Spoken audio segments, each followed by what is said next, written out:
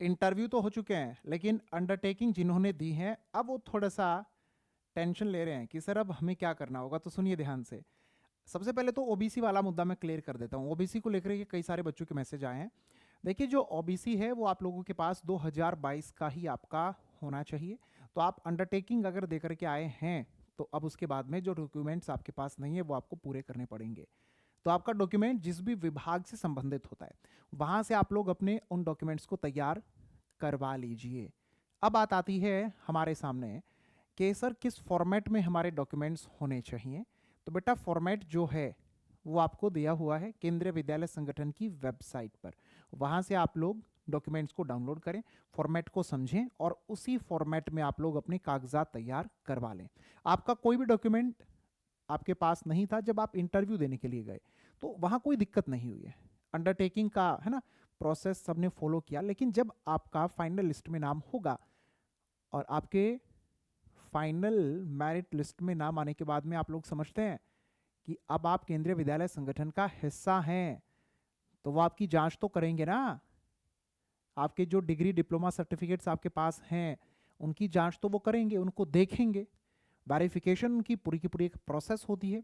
Verification कहाँ पर किस डिपार्टमेंट के माध्यम से कौन करता है उस पर भी हम आप लोगों को बताएंगे, अलग से पूरी प्रोसेस होगी। लेकिन फिलहाल आप लोगों के लिए इतना जरूरी है कि आपने जिस भी डॉक्यूमेंट के लिए अंडरटेकिंग वहां पर दी है तो अपने उस विभाग में आप जाएं, घर पे बैठ के सिर्फ सोचते ना रहें और वहां जा करके अपने वो कागजात आप तैयार करवा लें।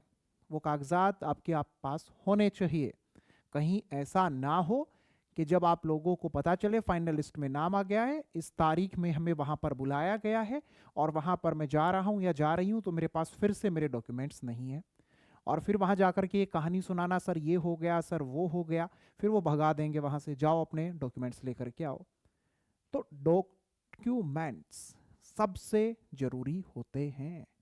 अगर वो नहीं है बेटा तो फिर आपको बाद में दिक्कत आएगी। तैयार करवा लें। साथ में एक बात और मैं आप लोगों को बता दूं कि आप में से जो भी अब केवीएस के बाद में ये सोच कर के बैठे हैं बस नौकरी मिल जाएगी, नौकरी मिल गई, अब आगे कुछ नहीं करना, तो मैं उन लोगों को तो कुछ ज़्यादा सिखा बता समझा नहीं सकता हूँ। क्योंकि हर किसी का एक सेटिस्फेक्शन लेवल होता है। वो पहुंच चुके हैं अपने लेवल पे, बस हमें जितना करना था हमारा हो गया, दैट्स इट, बात खत्म। लेकिन जो अब आगे और भी एग्जाम की तैयारी करना चाहते हैं तो बेटा आपके पास में अब जो मौका होगा वो होगा सिर्फ DSSB का। अगला मौका दिल्ली में मिलने वाला है। ये आखिरी मौका होगा इलेक्शन से पहले। तो 7042007043 इस पर आप लोगों को व्हाट्सएप कर देना है अपना नेम, अपनी सिटी और जिस एग्ज़ाम की आप तैयारी कर रहे हैं। हम आपसे कनेक्ट कर लेंगे और आपको DSSB की तैयारी के लिए कंप्लीट गाइडेंस देने का काम करेंगे। तो टेंशन मत लें। अंडरटेकिंग आपने दी है तो अब कागज भी, डॉक्यूमेंट्स भी आप अपने तैयार करवाएं और DSSB की तैयारी जो साथी कर रहे हैं वो इस नंबर पर व्हाट्सएप कर दें। हम आपसे कनेक्ट करेंगे और आपकी बेहतर तैयारी बेटा करने में आपका साथ देंगे।